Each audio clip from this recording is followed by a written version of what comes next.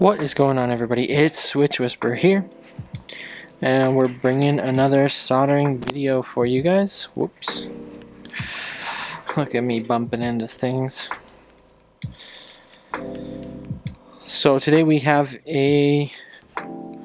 my second video actually today, but we have this iPad 6th gen, and it came in for a screen, but the charge port is also needing to be replaced.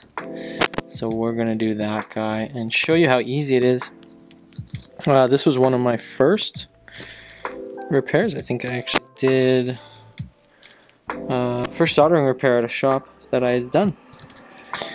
And yeah, so this one's the Air, the and the 5, they all share the same charge port. We're just gonna put some low melt, not a whole lot, a little bit of low melt on here and take it off. There's actually a couple ways you can take this guy off as well, and you want to try to stay away from those little side yellow dots. So there's a couple ways. You can do it a quick way, which it would basically be, hold this down. You get something to hold it down, and then it's taped down as well, so you're gonna peel up. Let me just get a grip on this first. So you're gonna sort of pull up. If you guys can see. So I'm pulling up on this gently while I'm running my iron on it. So let's see if we can get it. Yeah, it's best to have some tweezers actually to do it. And maybe let's swap the direction so that I can work with this properly. That looks pretty good. And now let's just get this in the right place. Perfect. So I've got my tweezers over here, and I'm kind of gripping it so that it rolls, so to speak.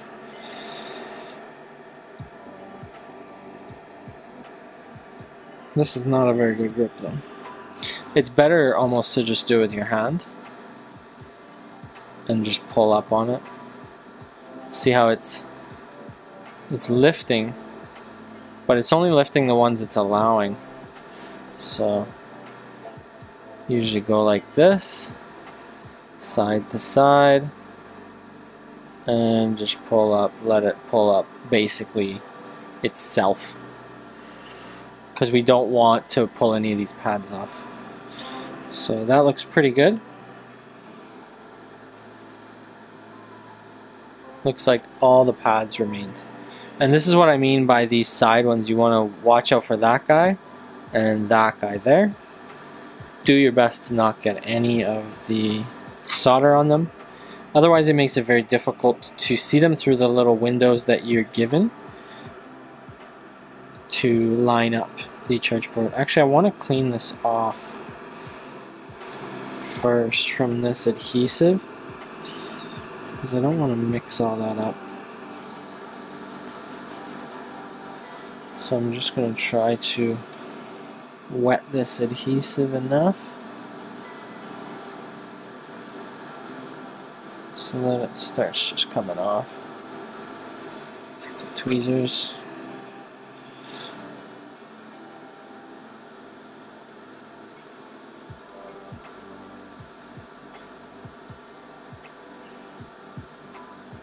Get that stuff up. I don't want it mixing into my soldering work.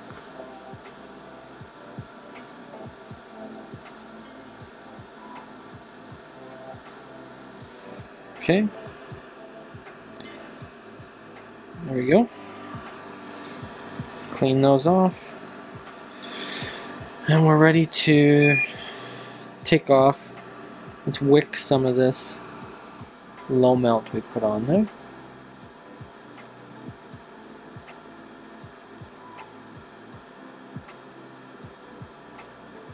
Trying to stay away from that.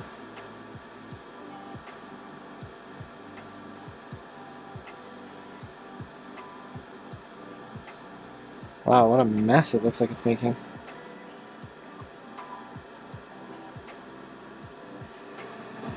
I think I'm going to grab a new wick and I'm going to stick some flux on there. It's a little too dry. You want something to work with. Look at that. When you got something to work with, it just comes right off. I don't even have to work hard.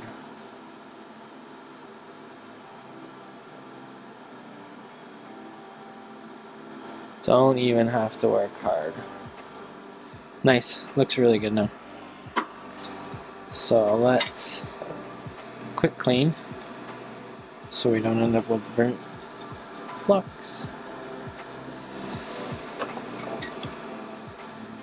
This is pretty easy, this one. I mean, it's mostly lining it up that becomes difficult, and I'll show you my trick in a minute here. Once I get this tinned, I'll show you what I do to make sure that it's easy to line up.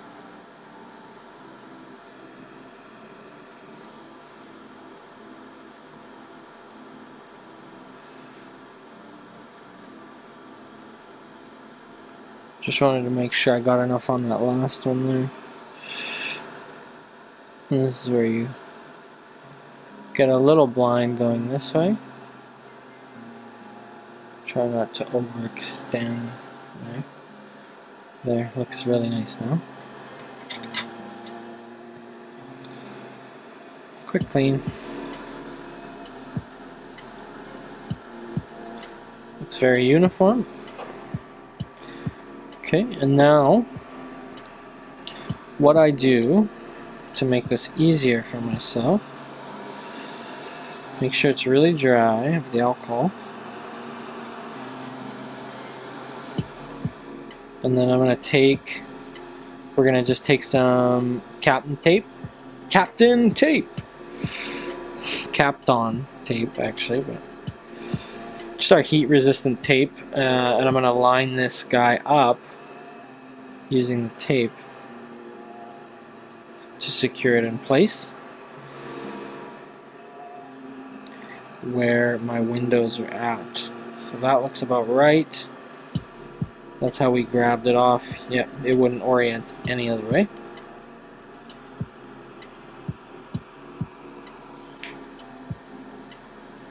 So now we can see in our little window. We're going to have to hold it down a little bit. So just using a little bit of pressure with my thumb here. There's my square. And that'll be my other square. So what I like to do here is stick a piece of tape down right in the middle. So I'm going to put it on here but not stick it down to the iPad motherboard yet until I've lined up. So there's my line. There's my line.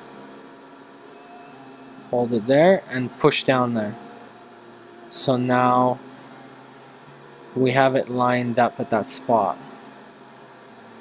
fairly accurately. Right? Now it's going to do this sagging, so to speak, but we're just going to grab another piece of tape.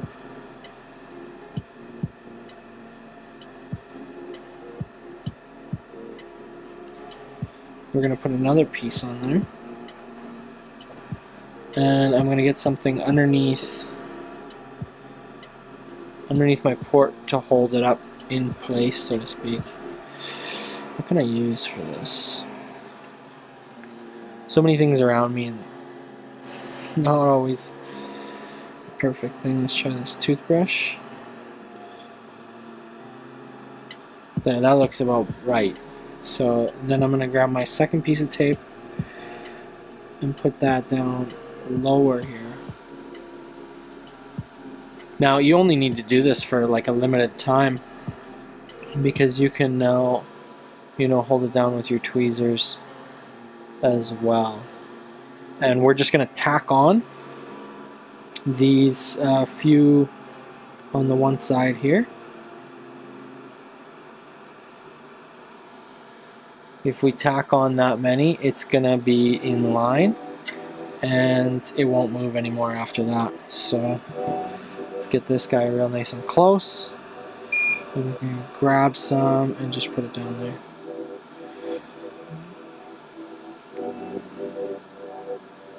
You want to push down, but not too hard.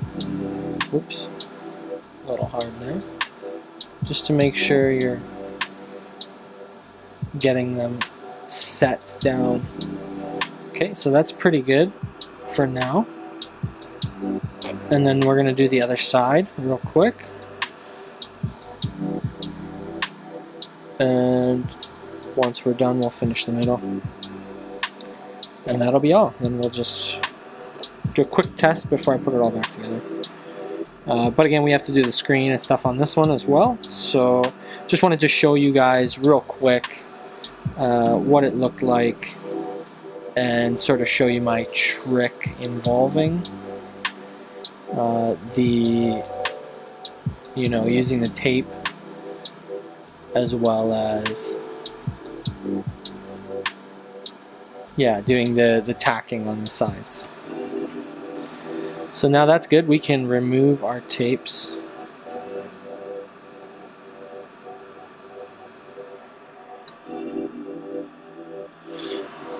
Because I tell you guys, like, it's not that hard to hold it, but if you move it just one little bit, and it can be a little bit of frustration when you're doing that without the tape. I'm just wrapped here. I gotta unwrap. Okay. Now we're gonna finish the middle, and then we'll go over the whole thing. But you want to go over the whole thing kind of section at a time. Otherwise, you're gonna potentially cause the whole thing to move. So I need some more support under here. So I'm using my support in other places. There we go. So now it's not going to flex when I bend it down. And let's just do this middle section.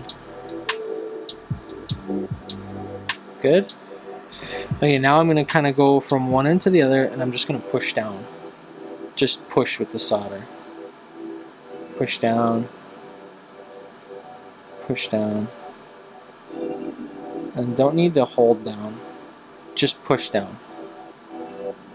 Because first time I did this, I actually made the mistake of holding down pretty solid while sliding up and down this, and I ruined some of the pads on the actual charge flex. Luckily not on the iPad, so we just used the new flex, and it's all good. But that should be pretty solid now. Going over them all and pushing down like that is going to make sure your connection to the board's flush, and we need that to be flush so that it's making a solid connection and so that it's not creating a bulge in this area for when we close the iPad. That's it. So pretty easy one today on this. I just wanted to show you really quickly how I do iPad charge ports, at least for iPad, Air 6, 5. A lot of the other ones are similar as well. The newer ones, 7, 8, 9, I think are the same. It might just be a little bit of a different length.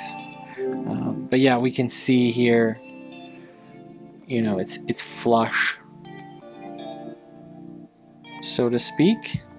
There's no gap if you're looking from the side. That's how you want it to be. We can give this a little bit more of a clean with the cloth. There's a sticker that's going to go back on this though.